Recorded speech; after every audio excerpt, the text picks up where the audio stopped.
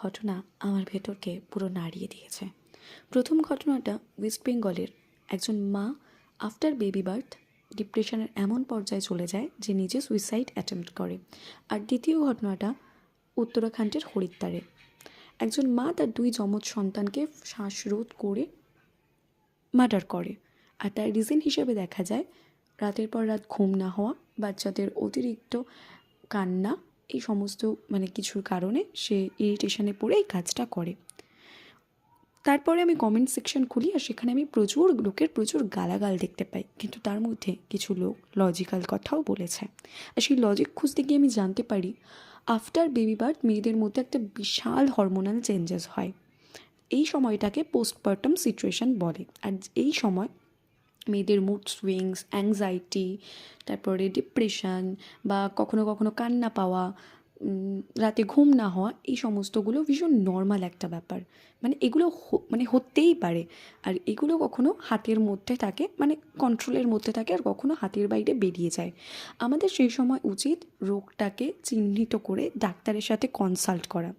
আর সবথেকে বেশি যেটা প্রয়োজন, মেন্টাল সাপোর্ট, ফ্যামিলি সাপোর্ট।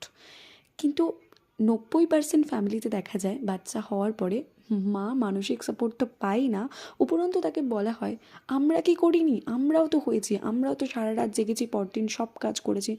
হ্যাঁ করেছেন, কিন্তু কোনোটাই নিজের ইচ্ছেতে নয়। হয় আপনার উপরে চাপিয়ে দেওয়া হয়েছিল, নয় আপনার কোনো সিচুয়েশান ছিল না, আপনাকে করতে হতো। আপনি বাধ্য হয়েই কাজগুলো করেছেন, আর সেগুলো কোনোটাই আপনার জন্য সুখকর ছিল না বা সুখদায়কও ছিল না। কিন্তু আপনি সেই সেম সিচুয়েশানটা আরেকটা মেয়ের মধ্যেও চালিত করতে চাইছেন। এটা কোনো রিভেঞ্জের খেলা নয়, এটা বুঝুন। আপনার সাথে হয়েছে তাই আপনি রিভেঞ্জ নেওয়ার জন্য আরেকজনের সাথেও করতে পারেন না।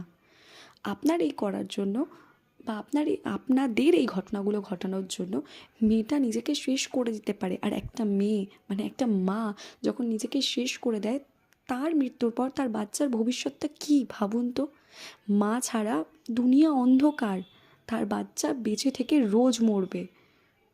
তাই মাকে একটা সুন্দর পরিবেশ দিন, যেখানে মেন্টাল সাপোর্ট দিন, যেখানে সে তার বাচ্চাকে সুন্দরভাবে বড় করে তুলতে পারবে। সে সদ্য সদ্য মা হয়েছে, নতুন নতুন সব শিখছে, তার উপরে খবরদারি করতে যাবেন না।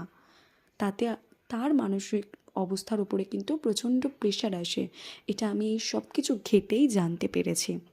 না, আমি এখনও মা হইনি, আর এটা আমার চয়েস।